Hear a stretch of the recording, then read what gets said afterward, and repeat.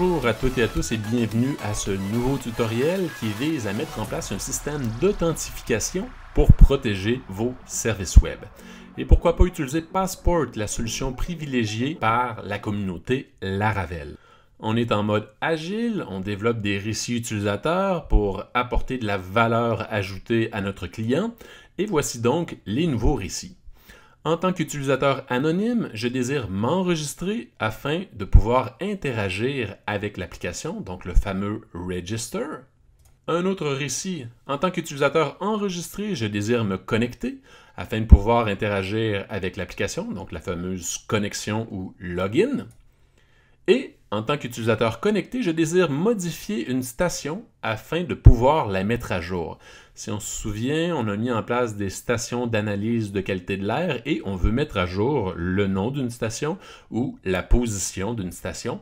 Pour pouvoir modifier une station, il faut être connecté. Donc, préalablement avoir créé un compte et préalablement avoir procédé à l'authentification.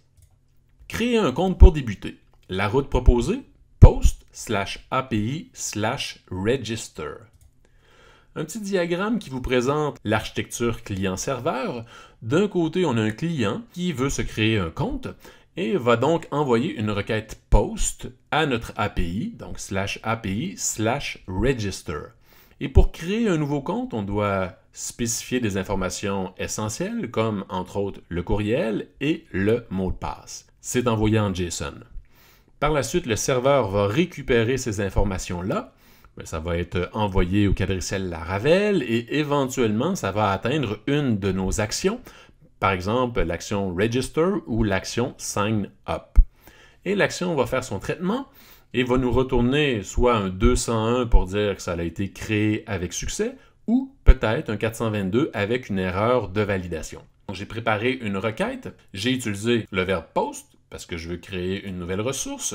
J'ai spécifié /API/register, donc bien évidemment, j'ai codé la fonctionnalité que je vais vous présenter tout à l'heure. Au niveau des entêtes, je vais spécifier que j'accepte des données en JSON et que le contenu que je vais envoyer, c'est du JSON aussi. Au niveau du body, je vais pouvoir spécifier les champs requis, donc le courriel, le mot de passe et le nom. Et si je fais envoyer la requête, un code d'erreur 422, donc il y a une erreur au niveau de la validation de mes données, et ce qu'on dit, c'est « The email has already been taken ». Ça veut dire que le courriel a déjà été utilisé. Je pourrais utiliser, par exemple, à la place de Guillaume, William, et je vais envoyer l'information de nouveau. Et ce qu'on peut voir cette fois-ci, c'est que le code de statut retourné, c'est un 200 pour dire que tout s'est bien passé, et j'ai une réponse avec un token que je vais vous expliquer un peu plus tard. Donc, la fonction Register semble bien fonctionner et c'est possible d'y accéder avec Postman. Maintenant, la connexion, une deuxième route, post/API/login. Sensiblement le même diagramme, on a un client qui va faire un appel à une route avec le verbe POST, avec les informations pertinentes, donc le courriel et le mot de passe. Les informations vont être envoyées à mon serveur, à Laravel et à mon action login. Si tout se passe bien, on a un code de succès. Et si on n'a pas les bonnes informations de connexion, on va retourner un 401 pour dire que la personne n'est pas autorisée. Et là, on le voit très bien, on a un champ nommé token qui va être retourné au client pour lui prouver et pour qu'il puisse faire des requêtes subséquentes de façon authentifiée. Encore une fois, ce qu'on veut, c'est modifier des informations des stations et si on n'a pas de token, on ne pourra pas authentifier auprès du système. Quand on développait une application web standard avec du rendu côté serveur qui nous retournait du HTML, on avait aussi un cookie, un fichier témoin, contenait des informations, donc une longue chaîne d'authentification. Mais là, quand on fait des appels à notre API REST, on n'a pas de cookie. Donc, on dit qu'on est dans un protocole sans état. Il faut donc envoyer ce token-là à chaque fois qu'on va vouloir lancer des opérations authentifiées auprès de notre serveur. J'ai déjà préparé ici ma requête /API/login et on peut voir ici que dans les entêtes, encore une fois, je vais spécifier qu'on travaille en JSON. Au niveau du body, je vais pouvoir spécifier le courriel et le mot de passe. Et moi, je viens de me créer un nouveau compte. Donc, il s'appelle william@atomrace.com et le mot de passe, c'est admin. J'envoie la requête j'obtiens un code 200 avec le fameux token qui va me permettre de lancer des opérations de façon authentifiée. Et si, par exemple, j'utilise un courriel invalide, normalement, j'ai un 401. Pour le dernier récit utilisateur, où l'utilisateur aimerait modifier une station d'analyse de qualité de l'air, je vais utiliser le verbe put et la route /API/station/ID. Je vais donc devoir spécifier l'identifiant de la ressource que j'aimerais modifier. Voici le diagramme client-serveur. Put/API/station, je vais pouvoir spécifier l'identifiant, dans ce cas-ci c'est 21. En JSON, je vais devoir envoyer l'information de mise à jour de cette station-là. Dans ce cas-ci, je vais devoir définir la description, le nom de la station, la latitude, longitude. Et, on peut le voir, il y a une en-tête authorization avec la valeur bearer espace token que je vais devoir inclure dans ma requête. Et c'est cette petite en-tête-là qui me permettra de spécifier mon token et de me faire passer comme un utilisateur connecté, un utilisateur authentifié. Quand le serveur va recevoir ce token-là, il va vérifier dans la base de données est-ce que oui, j'ai bien émis un token avec cette valeur-là. Et si c'est le cas, le serveur va être en mesure de récupérer l'identifiant de l'utilisateur et donc le modèle de l'utilisateur qui est associé à ce token-là. Et éventuellement, l'information de la requête va se rendre jusqu'à notre action de modification d'une station, update. Et si tout se passe bien, mais je vais recevoir un code 200 de succès. Et si je n'ai pas le bon token ou si je n'ai pas spécifié de token, un code 401 va m'être retourné. Je veux justement modifier les valeurs d'une station. Et on peut voir que j'utilise le verbe put. J'aimerais modifier la valeur de la station numéro 1.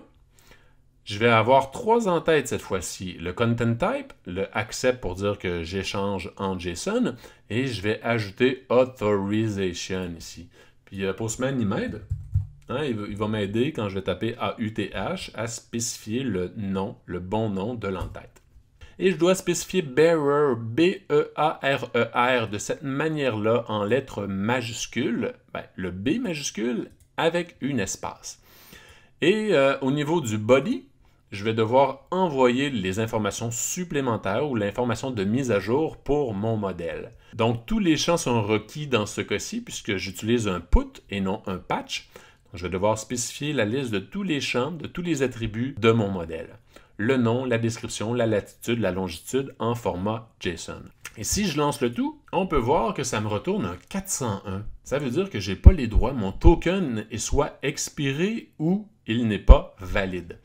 Je vais donc retourner dans mes en-têtes. Je vais supprimer le token qui est ici. Je vais supprimer tout ça. Donc, le champ est vide. Tout à l'heure, on a fait l'opération du login, si on se souvient bien. Donc, /API/login. On s'était connecté, on avait un 401. Mais si je me souviens bien, on a un compte Guillaume, commercial@atomrace.com. Je vais relancer cette opération-là. J'ai un 200. Et donc, je vais pouvoir copier-coller le fameux token. On s'imagine que dans une application mobile ou une application single-page application web, on va devoir entreposer ce token-là, pas dans un cookie, mais peut-être dans le local storage ou en variable.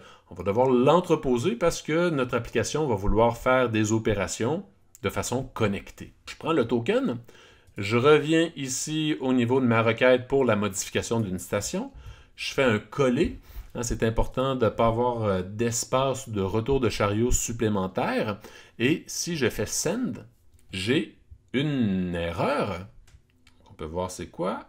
Ici, qu'est-ce qu'il y a comme erreur? Peut-être que je ne peux pas modifier les informations.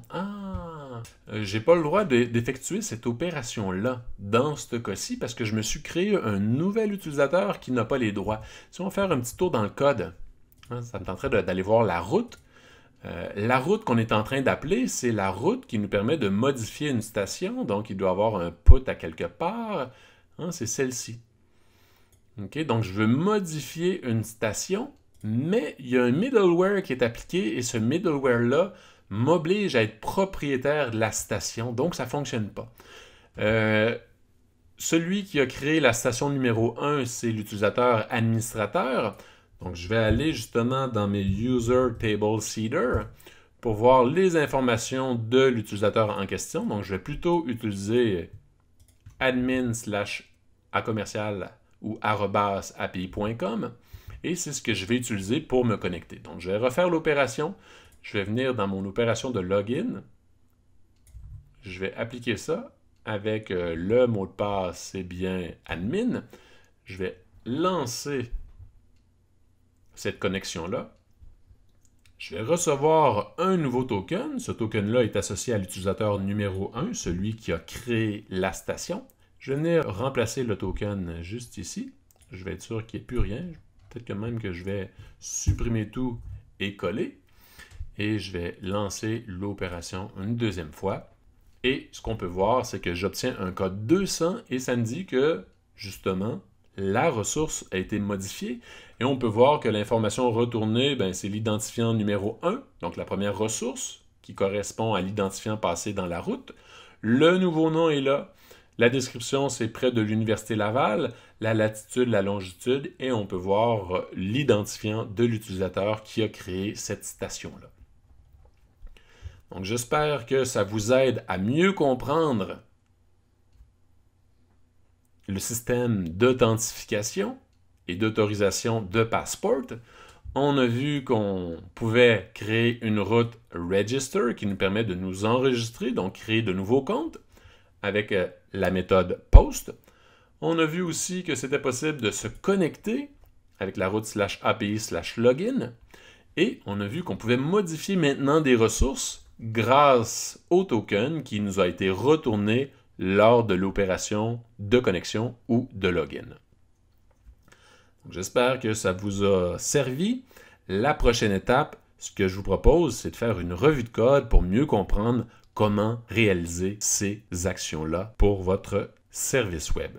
Pour terminer, je vous invite à vous inscrire à la chaîne Atom Race sur YouTube. Vous n'avez qu'à chercher Atom Race dans le moteur de recherche. Vous allez tomber sur la page officielle et vous pouvez cliquer sur Subscribe pour vous inscrire et la petite cloche pour être notifié lorsque de nouvelles vidéos seront disponibles. Développement logiciel, développement web, méthodologie agile, un tas de tutoriels pour vous aider à grandir et développer vos compétences de programmeur. Merci et à bientôt.